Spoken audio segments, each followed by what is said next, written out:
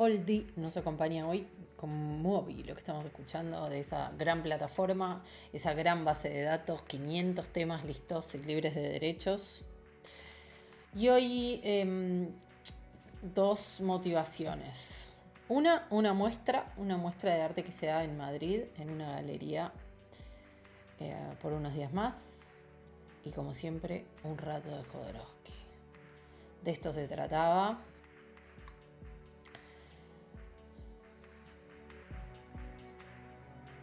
Un poco fuerte la imagen, así como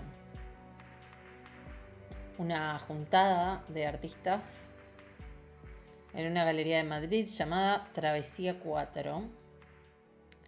Ahí es donde se hizo esta muestra que se llama, bueno, donde se hace, todavía está vigente, a Giselle.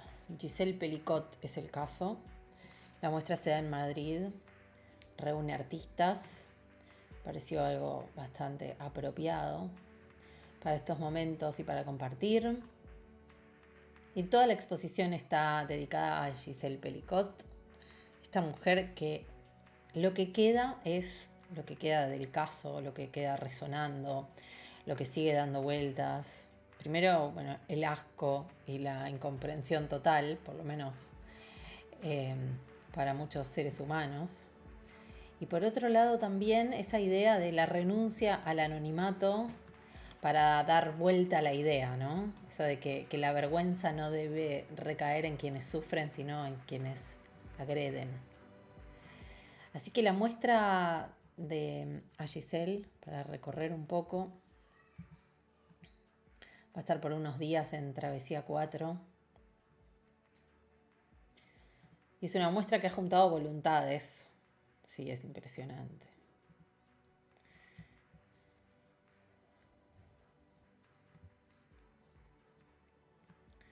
Básicamente eso, la idea de que la vergüenza no recae en quien sufre, sino en quienes agreden.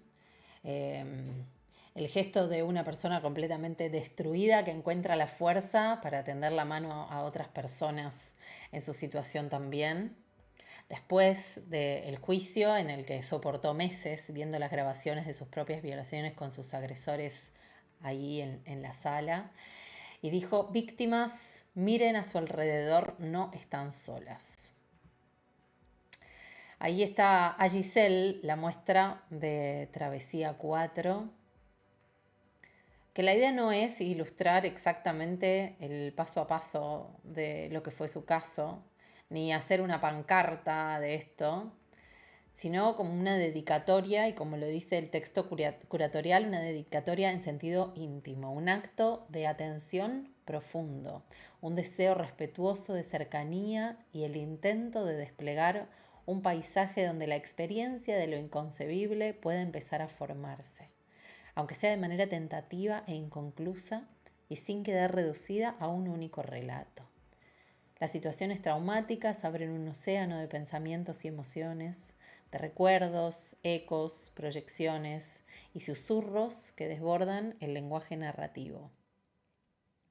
El arte, en cambio, puede sostener lo ambiguo, lo simultáneo, lo paradójico.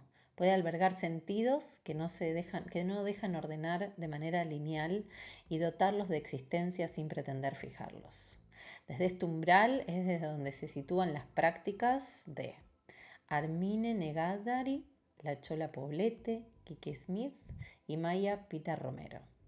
Artistas cuyas obras no se sitúan en el registro de lo discursivo, sino en una búsqueda que intenta explorar desde el arte eso que al lenguaje le rehúsa, eso que se va, eso que sigue abierto.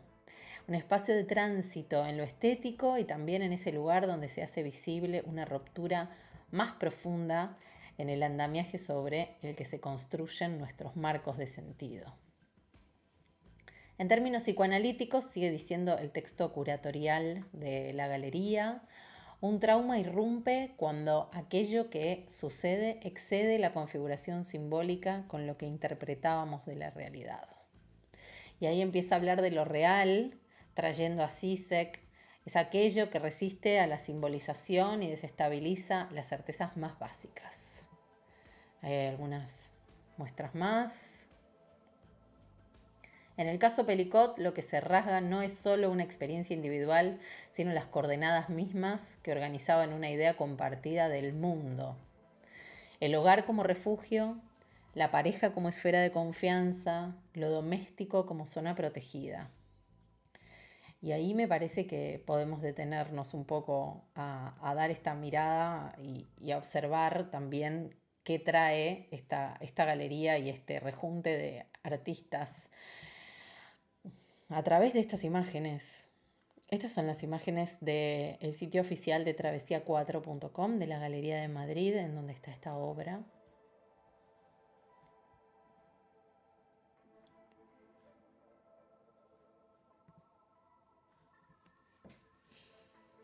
Que ahí se van viendo.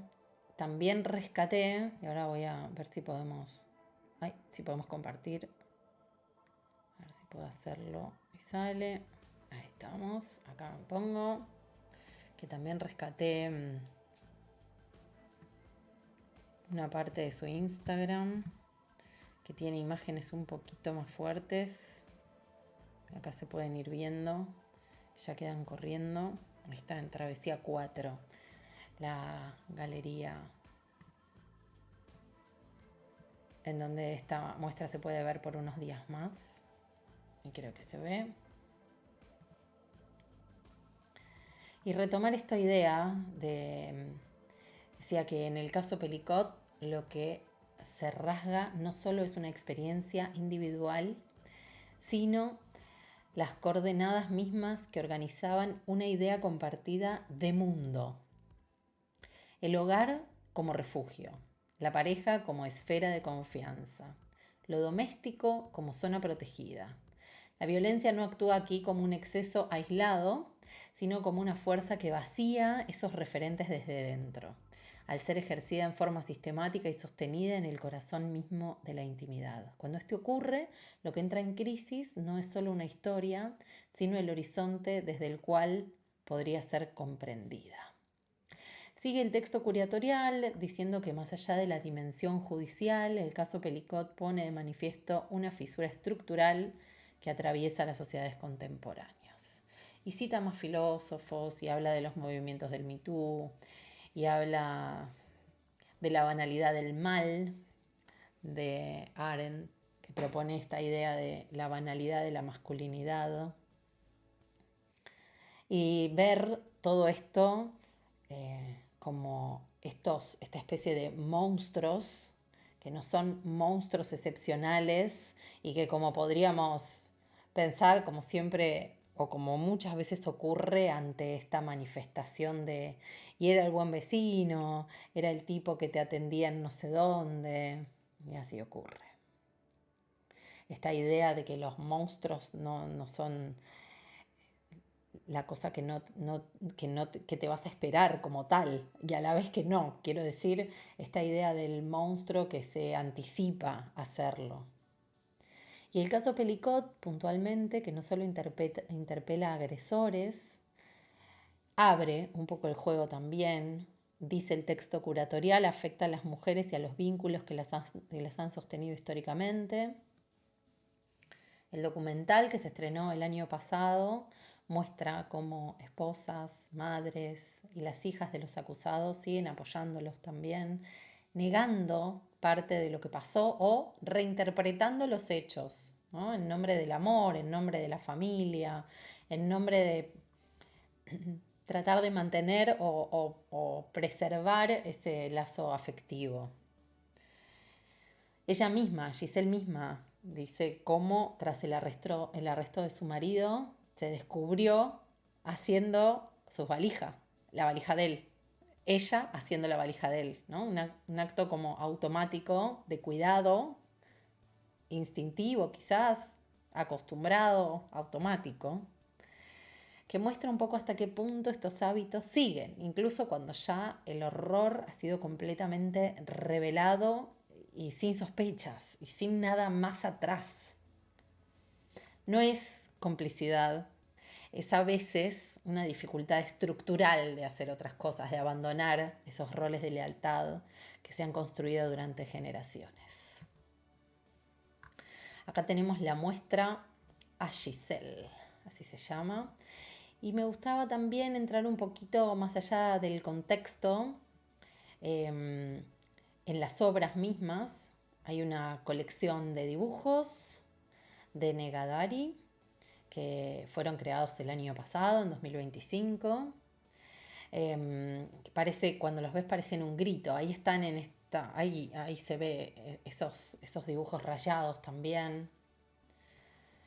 Como si se pudiese, con lo ocurrido, dejar un testimonio en un papel, con grafito, con manchas, con líneas.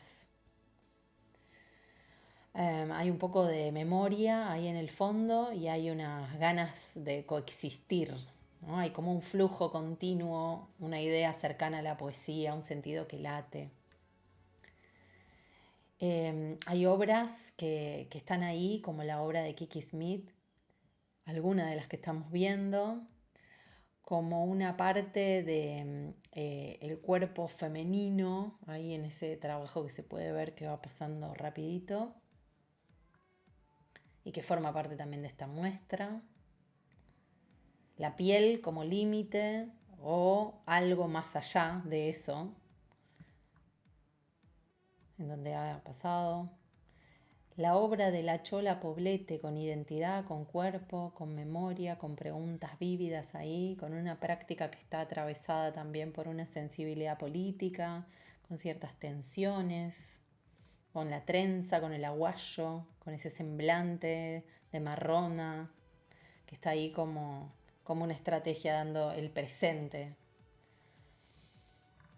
Está también la obra de Maya Pita Romero, donde aparece lo corporal ahí expuesto como órgano directamente, esto que está adentro del cuerpo, que sale y que se muestra solito, colgado en la pared también, como con esa brutalidad. Y ahí está esa especie de linaje femenino unido en esta sala. A ver un poco más de la sala de nuevo para que se grafique. Ahí está colgada la obra, solita y colgando de la pared. Ahí está como se ve también esa idea del cuerpo.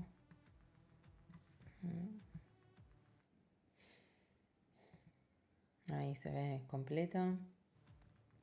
A Giselle, dice, no busca cerrar una herida ni fijar un sentido, despliega un territorio donde lo que ha sido violentado no quiere ser reducido, explicado o apropiado. Las obras aquí reunidas permanecen ahí, sin consuelo, sin espectacularización. Ante todo, es una exposición dedicada a Giselle. Ahora, después del impacto, después del juicio y la victoria, después de los flashes y las multitudes, ahora que los días se van callando y cae muerto el peso de un día a día nuevo y extraño, Giselle no está sola. Firma el texto Laura López Paniagua, texto curatorial de la muestra. Repito que la muestra es Travesía 4, una exposición en Madrid que tiene lugar estos días. La semana que viene también vamos a conocer el libro de Giselle Pelicot, que ya lo van a estrenar. Y que en estos días también se la vio por primera vez a ella hablando sobre el caso, hablando en la prensa, ¿no? Dando notas y ya dando cuenta un poco más de cómo avanzó su vida también, con todo lo dicho hace un rato, sobre el tratamiento que ella misma decidió darle a este proceso. Y no por una cuestión vincular con el caso, sino porque siempre me parece buena idea leerlo. Alejandro Jodorowsky, La danza de la realidad, ahora sí. Para pasar un rato más aprovechando la posibilidad de la compartida.